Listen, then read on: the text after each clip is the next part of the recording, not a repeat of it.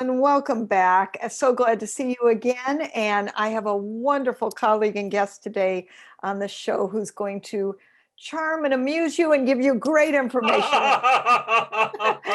See, Wow. with that laugh, I introduce Dawson Church. He's a three-time best-selling author, and his latest book is called The Bliss Brain, which I'm going to ask him about today. He's been conducting trials with veterans, thousands and thousands of veterans on PTSD, doing great work out there in the world. Welcome, Dawson.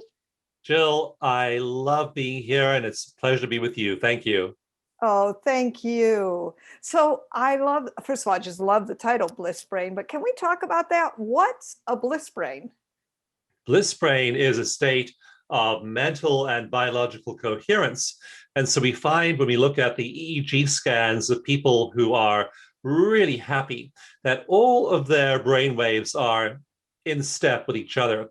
And that's the brain state called coherence. And they're really happy.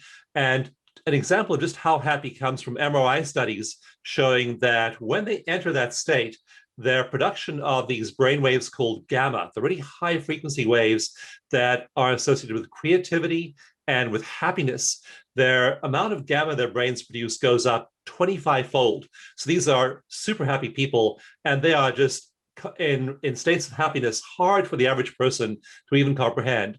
So it's a measurable biological state, and I call it bliss brain.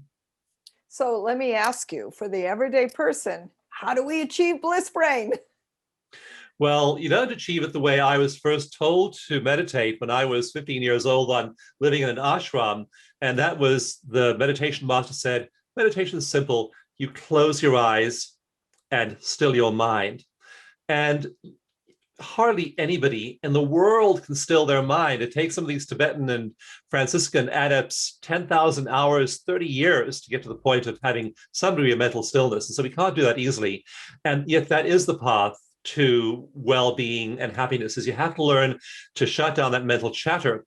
A giant Harvard study looked at people's level of happiness. It found that about 47% of the time, people are thinking negative thoughts, and a part of the brain is turned on called the default mode network, and it focuses on bad stuff in the past and bad stuff that might happen in the future. And whenever we are thinking, when we close our eyes and try to still our mind in meditation, that default mode network cranks up, and suddenly our minds are full of regrets from the past and fears for the future. So you have to learn to still it. And so the act of learning an effective meditation technique will allow you to reach those peak flow states. And when you do, you are able to hit this kind of elevated experience. And it takes meditating in a particular way. It takes several really key things to do. And neuroscience is now showing us what you do for really effective meditation. That's what my book, Bliss Brain, is all about. Can you give us one good hint for a really effective way to meditate, especially to beginners? Maybe some people who are watching this who've never meditated before. What would you tell them? What I tell them, first of all, is that the advice I got along the way, and I try to meditate for 30, 40 years unsuccessfully. And so most of the advice you'll get is well-intentioned, but not scientific. And so in Bliss Brain, I look at the MRI studies, EEG studies, and I say, these things really work. This one thing really works. These three things really work. These 97 things you'll hear are good ideas from well-meaning people. But when we park people in an MRI scanner and read their brain waves, they don't work. Those prayer beads, those saffron robes, that shaved head, that's doing nothing whatsoever for your meditation, for your peace of mind. One simple example that I have seven concrete things I have people do in the course of this form of meditation called eco meditation. And one of those things, super simple, is you simply relax your tongue on the floor of your mouth.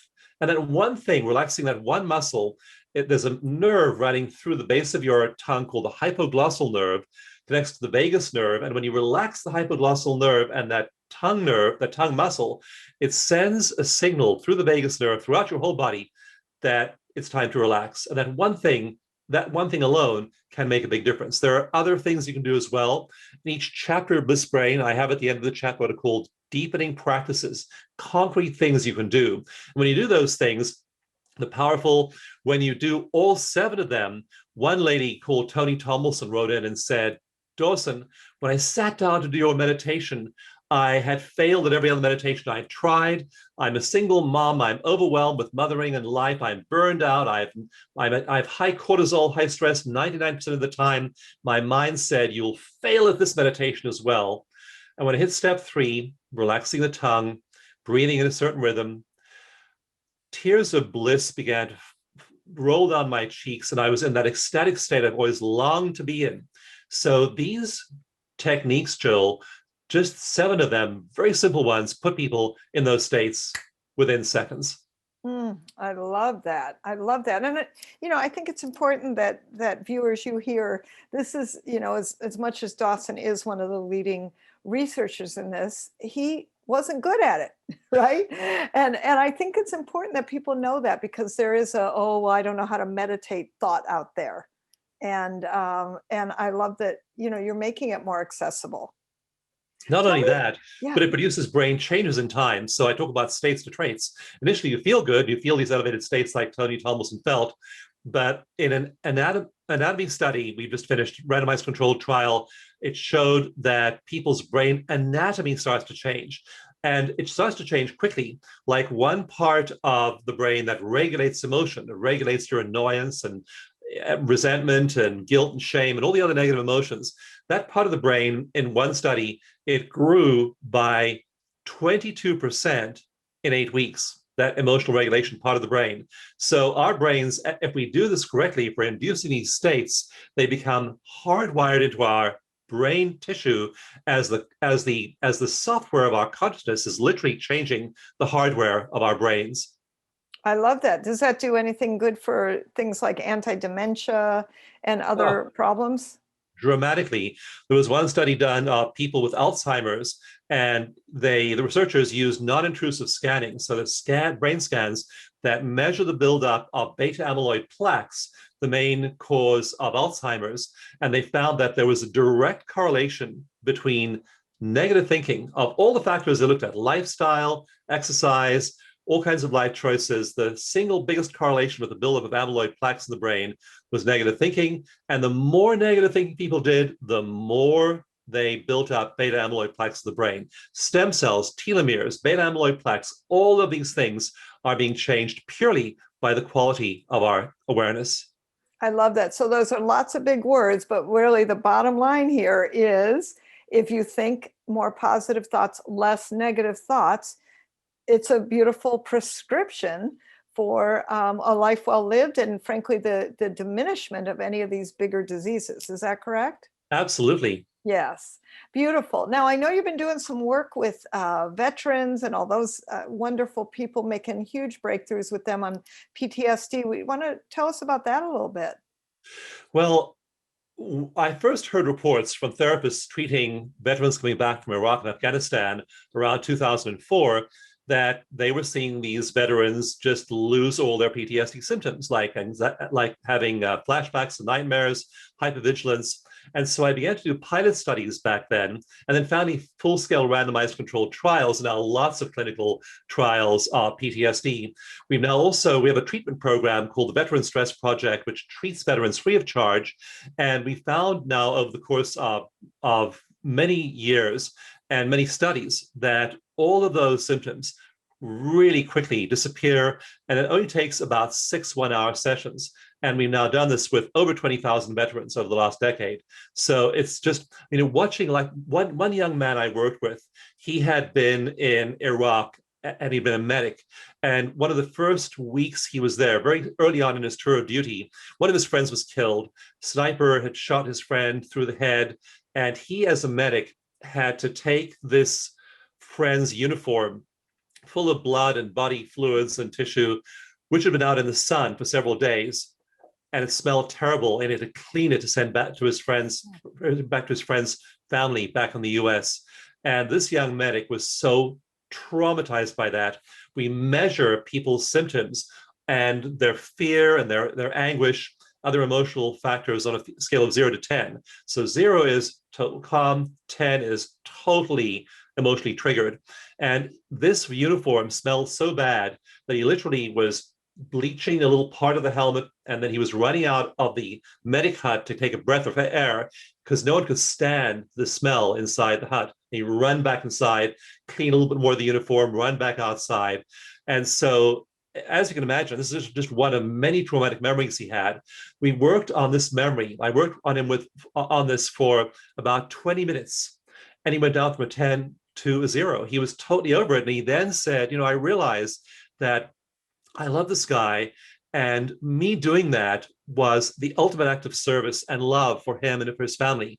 So it went from being, I'm getting goosebumps as I say this, Jill. I mean, it's been 10 years since I worked with this young man. And yet, he went from thinking of it as a tragedy, he revisioned it. That's called a cognitive shift in psychology, and a cognitive shift to seeing it through the lens, through the frame of love and service. So those are the kinds of shifts we see in these veterans over and over and over again. Now over 20,000 of them that have gone through our treatment program. So when you see people's lives change like this, and then they no longer start to have those flashbacks and nightmares when they get back from combat, it is incredibly, it's both satisfying and it's a powerful antidote to all the negativity and bad news and gloom that people so often are obsessed with in our society.